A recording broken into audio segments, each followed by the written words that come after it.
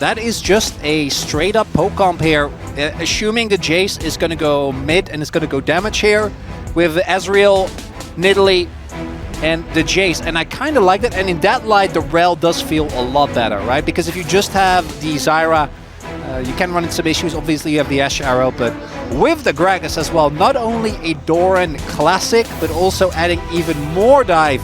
I'm kind of loving both these comp Veldas. We have on one side a lot of upfront damage, a lot of burst, and a lot of engage for T1. And then DPLUS, especially if you can kind of get that Jace Nidalee combo rolling, the early objectives should be really hard for T1 to contest.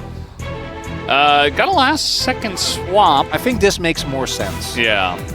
And this also most likely means that it's not tank Jace, which with this draft, I really hope so. No, he's just going for DORAN. But guys, let's do it. Let's jump onto the rip for game number 1.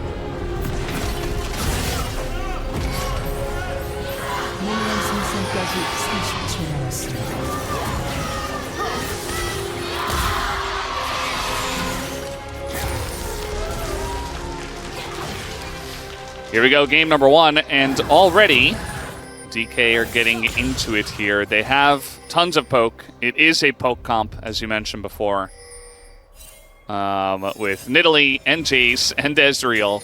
Oh, he's going phase rush. You know what that means, Veldas? We are safe For this game. Yes. Well, I mean, no, it's fearless. We're safe for the day. Oh yeah, it's true. Woo! Hey, we're safe. Barrel, no more tank Jace. Barrel just in my nightmares is on the instead. ward. Oh god. Oh, this is so Barrel. It's so Barrel to just die. He's just gonna die, Steve. This is. He might get away actually, but Aiming is gonna have to flash, and he's being followed here. So even if he doesn't die, Aiming's gonna pay for his sins, which also happens with Barrel. So yeah, going a bit too deep, and now you've got Aiming with no flash in the bot lane. Showmaker getting pretty aggressive here in the mid lane against Faker. Carry out already out on the map is Aiming. I mean, he is arcane shifting into Guma, who's got his Q available, but it doesn't seem to matter. The W lands, and Aiming just autos him to death. A straight up solo kill goes to Aiming. Crucially, Guma hadn't backed yet because of when the play happened. Woo! Hadn't actually spent his money. Challenge. Obviously, Yone pretty good at trading, but the Jace, they're actually going for a dive in 2025 in my LCK. And Jiu just cleanly flashes away and survives beautifully. Eats the gank without too much issues. Lucid doesn't hit that spear. He's trying to look for something on Owner, but didn't really want to risk it. One more spear hitting though, and they might actually use that. And they have mid prio. They could play it. Oh, Barrel. Guma no flash. Guma in a lot of trouble here. He's trying to kite it out, but there's 3 members of DK chasing him down, and Shivu will be given the kill. Pretty huge for DK here. That's a lot of faith. There's a sole AP Nidalee on the team. That champion loves to snowball, but he's not having a fun time in mid. Showmaker actually is doing a great job of winning this lane. This is what I want out of my DK versus T1 Veldas. This is like is this the game where it happens? Rune. Can we wait, what's the name again? Is it real? Ruinous? Ruinous? Nah, there's no way. It's not happening. There's not. No. Unless. What if we get a 5v5 for yes. Right? Just pummeling them as Shield. Oh, here we go. Gonna get that ult on a Faker. Faker, there's nowhere for him to go as he flashes in front of the ult. Oh, the spear just barely gonna go wide. Looking for the dive, Shiu. Gotta be careful. Here comes the Ezreal ult. Faker gets away. Unless Owner can say something about it, but not looking likely at this point in time. I'm glad to report that Shiu does not seem like he's playing scared, as you posited that question earlier. Veldas for T1, giving up these grubs. Not going to be the end, but it does mean that the pushing power of DK going to be really obnoxious to play into. First turret, I think we have 3 to 4 plates in bot lane, 5 to 4 in mid, and then 5 to 3 in favor of DK towards the top half of the map is Lucid. Ooh, might have to use sums here. Yeah, this is rough. Flash forward from Showmaker ahead of time, gives him the thumbs up. He is sending a message on this Jace tonight. He was dominating the lane. Now he gets a kill on Guma, who's 1 and 3 on this Ashe. Everything's turning up DK so far. Owner gonna use all this showing towards the top side of the map as an opportunity as in they go. I mean, you're ulting in onto Leona. She was able to dodge away from that. Faker in a lot of trouble. They'll just wait for his soul to turn back. There's the stun, and Xiu picks up his second kill of the night. Lucid's here, Carrier's dead. Yeah, Carrier's dead. I mean, there's just no way to get away from this one. You see, he is being corralled in between the turret and the wall, and it really just comes down to who's going to get the kill. And it looks like it will be Lucid who does pick it up. Bunch of damage goes in, but that'll be first turret as well, given over to DPLUS Kia. And that is 6 scrubs going over. First turret blood being taken. And now DK are looking good for those feats. But the solo lanes are getting more and more fed, and Luce picking up the kills big as well. He is the sole AP source. Or he's getting very close rather to his second item. Kuma just now hitting that blade. But the turrets are just, again, it's 6 scrubs, there's a Jace, and an Ezreal. Like, these turrets are gonna get shredded like paper, and feels like a formality before DK also picks up Herald. I don't even know if that was going to hit him, but Owner is still dead. Like, he's not getting away from this champion. The arrow is going to land, and they do have a lot of the team over here, but the damage is so little, so sparse, and Xiu is just flashing and dashing his way to safety. He is just running circles around T1 right now. Herald doesn't even die! They can't do anything to this kid.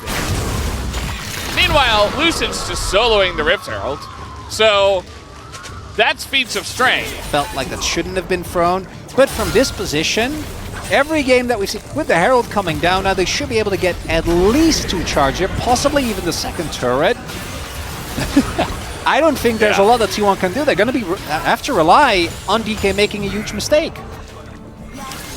Yeah, I mean, you're hoping that, you know, maybe someone like Aiming, Arcane shifts in, or perhaps Xiu makes a mistake because he's a rookie. This is going to be pretty interesting. He's going to just... He's getting question mark pinged by his own team, or he did it himself. I'm not sure. I mean, he runs it towards mid. Maybe he gets a charge there. Well, no. Nope. Okay. I do know that that was not intentional. Yeah. I feel like that's a safe conclusion to draw. So, anyway, Sue's having a great game so far. There's one nice control ward in this brush, but you know Beryl, he's going to challenge that. He's got his team behind him as well, at least this time. We saw the blue ward used there. DORAN trying to get some gold into the good people of T1 as there we go. Going to start at the objective now. But I gotta imagine they're looking to turn, and we can see them already. They're not really going for this. Yeah, you can see for T1, they're like, well, somebody's got to do something. We have to stop this, otherwise we're probably just going to lose anyway. TP is coming in from DORAN. He's got to be the bodyguard. He is level 14 and decently tanky. Oh, they're committing. This could be the moment. There's the barrel. They got to take out a Leona of all champs, but instead the focus comes down onto Adakad. They take it, and now they've got the respawns coming in.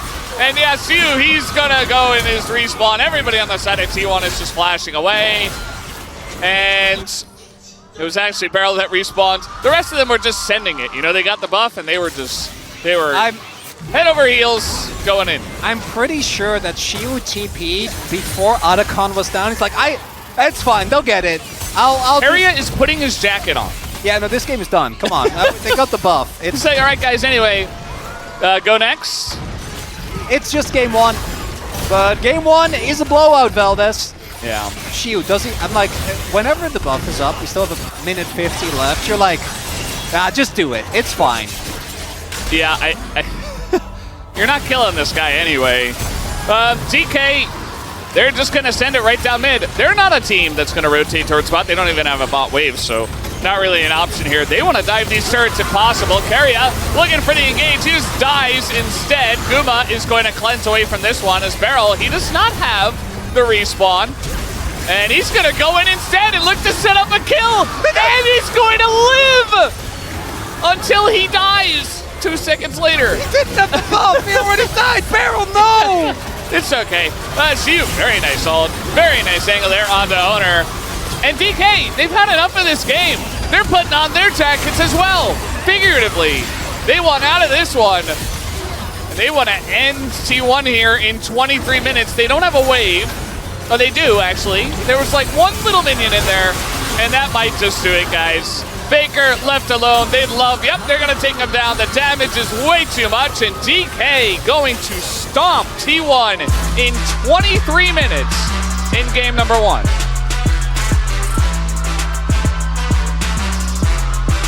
That's the debut game.